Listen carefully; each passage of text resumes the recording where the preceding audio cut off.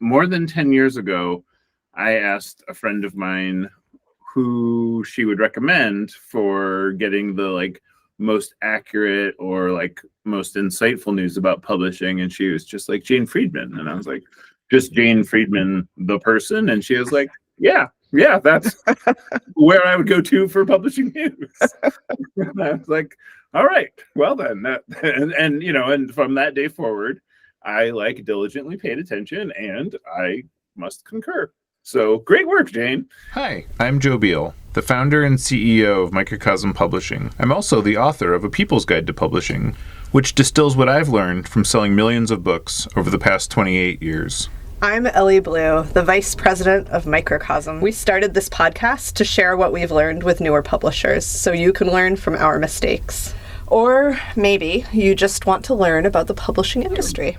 How would you introduce yourself? Well, I've spent my whole career in publishing or the media in one way or another. And some people know me from my kind of the first portion of my career at Writer's Digest, which was at a mid-sized publishing company. I actually did a lot of different things at that company, but I'm known for my Writer's Digest work.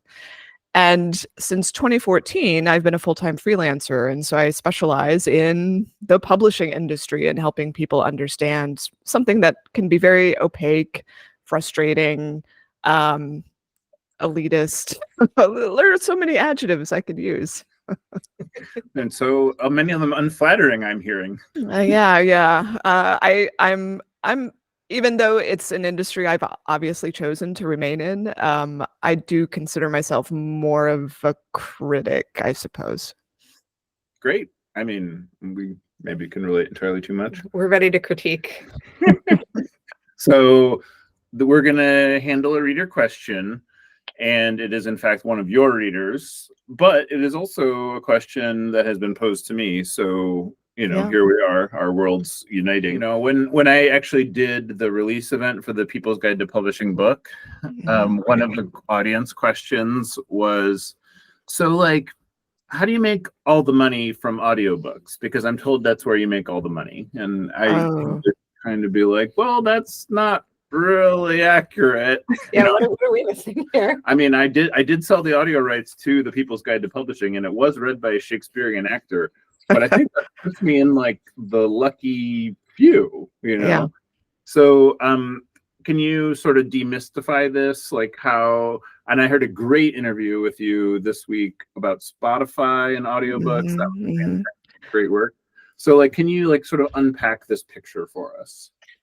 I mean, I'll be totally upfront. It is something I continue to unpack and discover new things about. And in fact, I'm going to be speaking with an industry insider on the royalty side to try and figure out more of the mystery that is audiobook royalties for authors. I think the thing that confuses me about it, and I think that causes concern at this particular time, is that no one's quite sure what they're getting paid.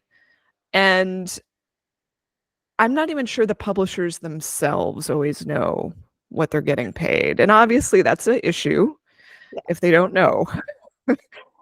But I think part of it ties into the digital aspect of audio. So like when it used to be physical CDs, I don't think there were a lot of mysteries with that, selling physical audio.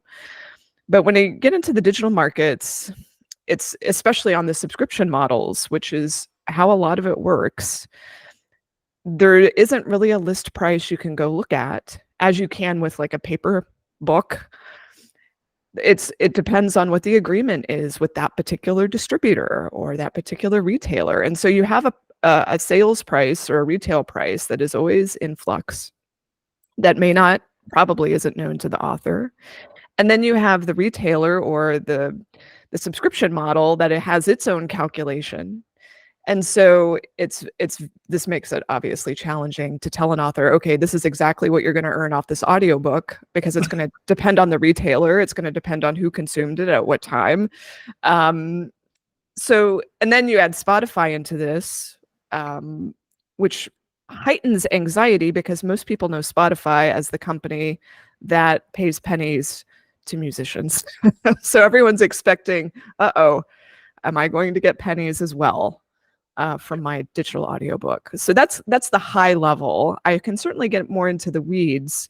That said, I'm not yet concerned about the Spotify piece. Like, there are so many things we can talk about, and Spotify, I feel like, is like kind of the least of my worries as of today. Yeah, and it seems like in a broader sense, like anybody competing with Audible is a good thing, especially Yeah. somebody as big as Spotify, where like they actually could be a contender against the monopoly, you know, which is like Yeah. what you want in any industry, you know. Right. We needed, especially in the US market, which has been very, very dominated by Audible, we need another entrant to help loosen things up and get more competition. Yeah. Though at the same time, I'm like thinking about like Netflix and streaming television and how that has completely depressed the rates that actors get Right. paid, like Yes. across the industry. And it does seem like this becoming the norm is maybe a little concerning. Right. I mean, this is already the norm, though, you know. So it's Right. like, Fair I mean, enough. the proponents of subscription models, especially on the audio side, ebook is a little different. But especially on the audiobook side, you'll find people making, I think, pretty reasonable arguments that the credit model that Audible is pushing in the US is not allowing for flourishing of the audiobook format, because people will only spend their credit on something that they feel is worthy, you know, a long book. And it tends to benefit bestsellers. It's no accident, at least in my mind, that when Spotify launched, it was around the time that Britney Spears' memoir launched. And what was the #1 best-selling audiobook when Spotify launched? After, you know, yeah. I mean, when they proclaimed that as some kind of breakthrough, I was like, really? You're like, oh, wow, you too? Yeah, that's I know, and it's like I literally just got, by coincidence, I couldn't have scheduled this better. We got our royalty statements yesterday on audio, and it was like, you know, we have had it happen where the average paid per unit sold is less than a penny.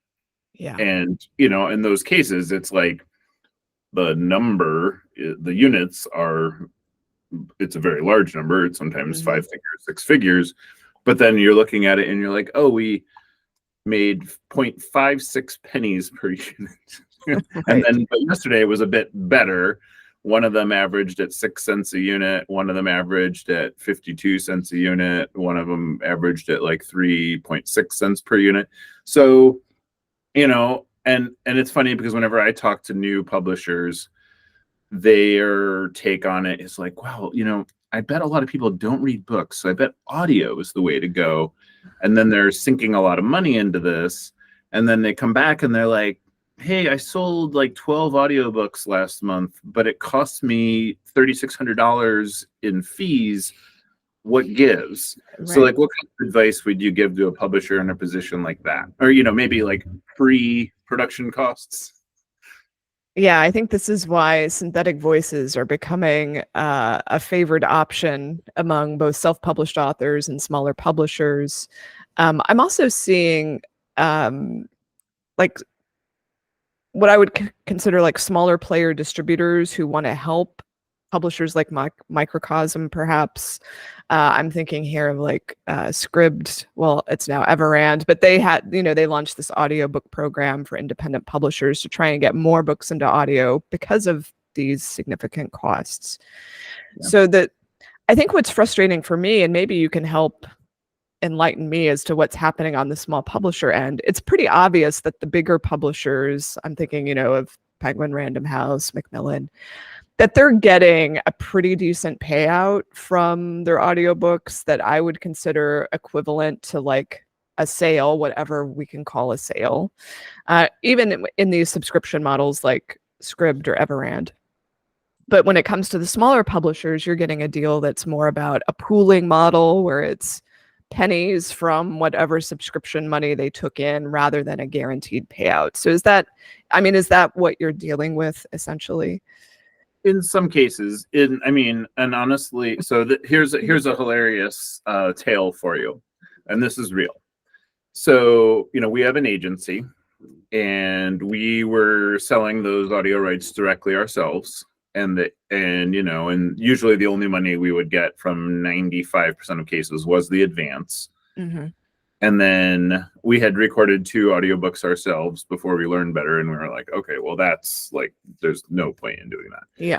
Because we don't have the infrastructure for the distribution end. And, Right. going to the major players, you make nothing.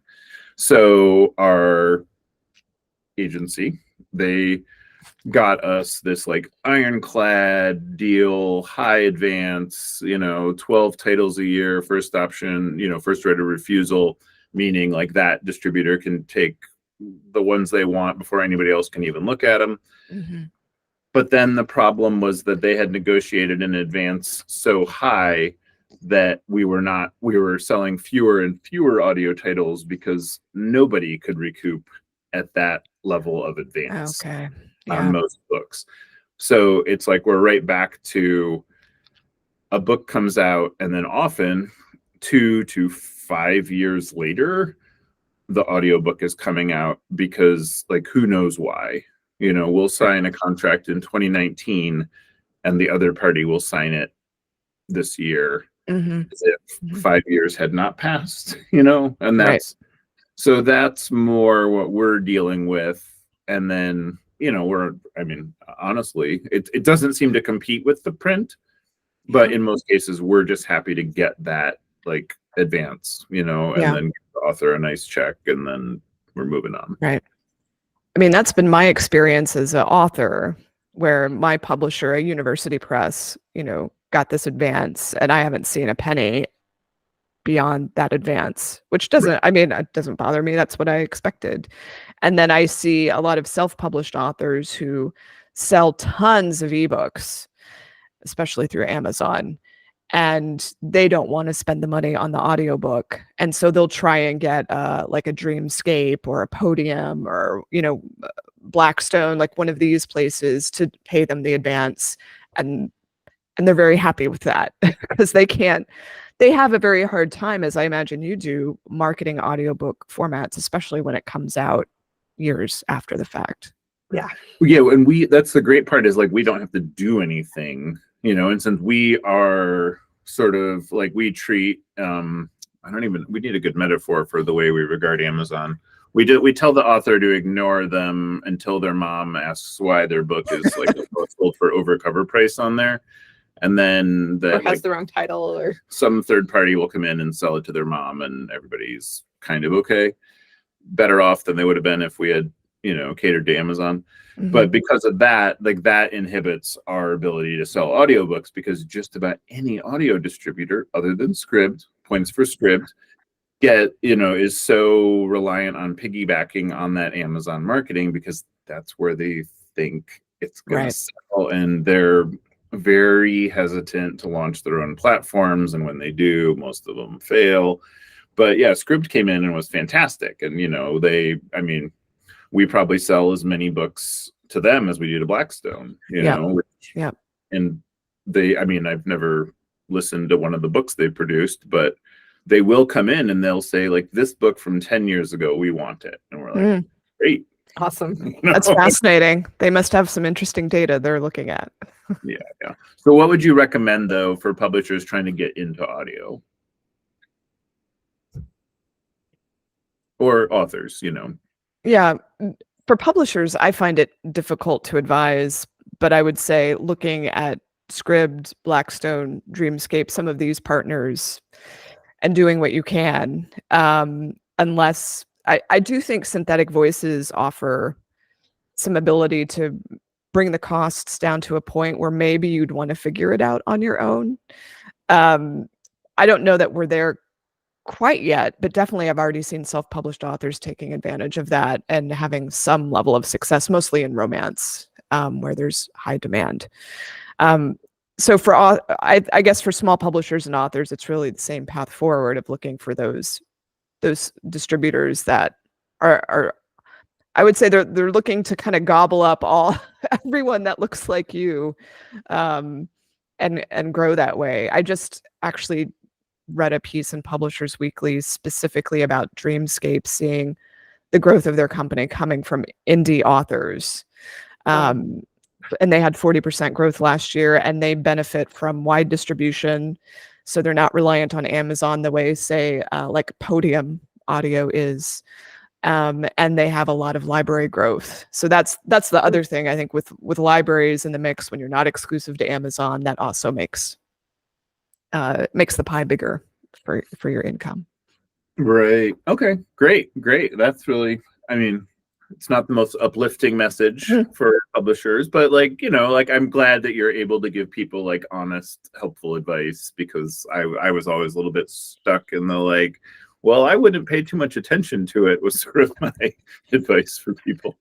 Don't get too distracted. Like paper books is still kind of what people want. I think it's so much, for me, genre or category driven. For audiobooks, it's still very much like top categories are mystery, thriller, crime, science fiction, and fantasy. It's not that nonfiction doesn't do well in audio, it does, but it's kind of like a very particular type of nonfiction. So like when I think of Microcosm, I don't automatically think enormous audio opportunity. Yeah. Right. So I could see why you might be just like, well, as people are interested, that's fine, but we're not going to create an audio division for this market. No. Well, thanks for shedding some light on how much there is yet to shed light on in this topic. I look forward to finding the results of your and others' intrepid reporting as you delve into this mystery like Sherlock Holmes. Yes. I also have a lot of questions about the royalties piece, but this is one of 4 episodes that we're planning to record with you today. So anyone who's watching or listening, please stay tuned and keep coming back for more. Thanks for joining us once again. Please send your questions to podcast@microcosmpublishing.com so we can answer them on future episodes. And please give us 5 stars on iTunes and everywhere else that podcasts are reviewed.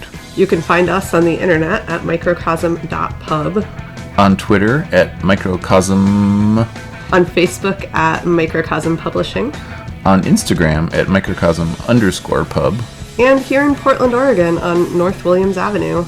Thank you so much. Have a wonderful week.